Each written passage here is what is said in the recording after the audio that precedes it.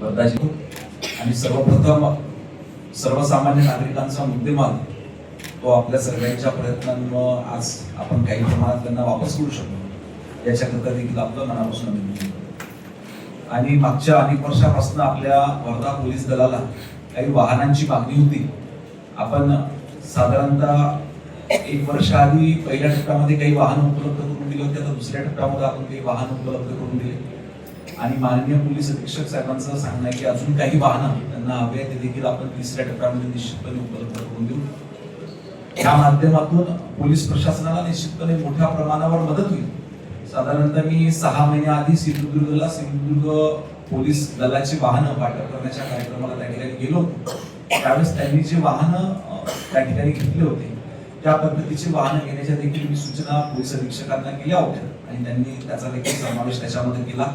आज गुन्हे करण्याच्या वेगवेगळे प्रकार नवीन प्रकार गुन्हेगारांच्या माध्यमातून होते आणि त्याला पुरण्याकरता किंवा सामोरे जाण्याकरता आणि त्या गुन्हेगारांवर वचक ठेवण्याकरता आणि गुन्ह्याचा छडा लावण्याकरता तपास लावण्याकरता आपण देखील तेवढंच टेक्नॉलॉजिकली साऊंड असतो पाहिजे. याच्याकरता आपलं वर्धा जिल्हा पोलीस दल जास्तीत जास्त पद्धतीनं सक्षम करण्याचा प्रयत्न आपला त्या ठिकाणी आहे.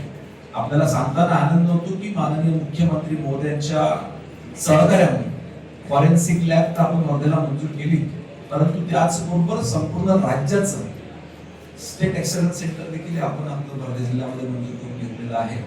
त्याचं मला असं वाटतं भूमिपूजन लवकरात लवकर आपण येणाऱ्या महिन्यामध्ये त्या ठिकाणी घेऊ आणि त्या माध्यमातून देखील फॉरेन्सिकच्या माध्यमातून आपण गुन्हेगार अजून कमी कालावधीमध्ये तात्काळ पकडण्याकरता त्या ठिकाणी आपल्या सर्वांना मदत होणार आहे. आपल्या सर्वांना एवढ्या सूचना आहेत. काल मी चंद्रपूर जिल्ह्याचा देखील त्या ठिकाणी आढावा घेतला होता. चंद्रपूर जिल्हा पोलीस दलाचा आढावा घेतला होता. काही अडचणी समस्या ह्या भौगोलिक दृष्ट्या जे त्या ठिकाणचे परिसर असतात त्याला देखील अनुसरून असतात. आपल्या इथे देखील काही अडचणी आहेत. काही भाग जंगलाला लागून आहेत.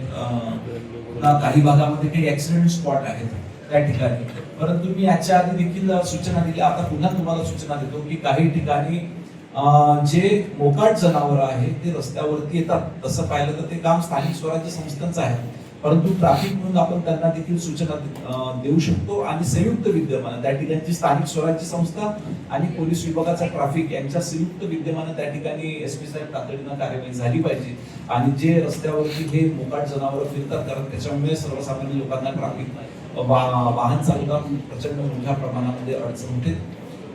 आणि अजून काही 1-2 महत्वाचे विषय म्हणजे सर्वसामान्य नागरिक ज्याच्यामध्ये सातत्यानं राज्य सरकार देखील प्रयत्न करते मोठ्या प्रमाणावर ज्याच्यामध्ये वाढ होते ते सायबर फ्रॉड. सर्वसामान्य लोकांची दिशाभूल करून त्या ठिकाणी वेगवेगळ्या पद्धतीचे त्यांना मेसेजेस टाकून किंवा फोन करून सायबर फ्रॉडच्या माध्यमातून नागरिकांचे पैसे काढण्याचा प्रयत्न आजकालच्या काळात होतो. त्याच्याबद्दल जनजागृतीची मोहीम आपल्याकडनं मोठ्या प्रमाणात हातात घेण्यात आली पाहिजे.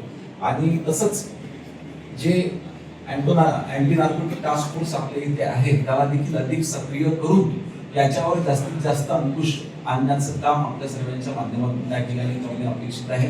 जागतिक स्तरावर जी समस्या सर्व जगामध्ये आपण सर्वजण फेस करतोय तर ती समस्या समूळपणे नष्ट करण्याकरता आपण स्वतः आपल्या परिसरातून याची सुरुवात झाली पाहिजे.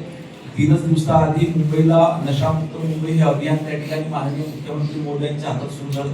आपल्या इथे देखील ह्या पद्धतीत त्याच पद्धतीची अंमलबजावणी करून याच्यावर जास्तीत जास्त पद्धतीने अंकुश कसा लावता येईल याचा प्रयत्न आपल्या सर्वांच्या माध्यमातून झाला पाहिजे. माननीय मुख्यमंत्री मोदयांचं आपण अभिनंदन केलं पाहिजे की विशेष करून अँटी नार्कोटिक टास्क एनटीएफ मध्ये काम करणाऱ्या अधिकाऱ्यांची मागणी होती की हे काम थोडं अजून त्याच्यामध्ये जास्त मेहनत घ्यावं लागते, जास्त एफर्ट्स लावावं लागतात. त्याच्यामुळे 30% वाढ ही मूळ पगारात झाली पाहिजे. ही मागणी देखील शासनानं मान्य केलेली आहे. त्याचा देखील शासन निर्णय त्या ठिकाणी निर्गमित झाला आहे. त्याच्यामुळे शासन ही प्रत्येक गोष्ट जी विभागाला आवश्यकता आहे त्या दिशेने त्या ठिकाणी काम करते.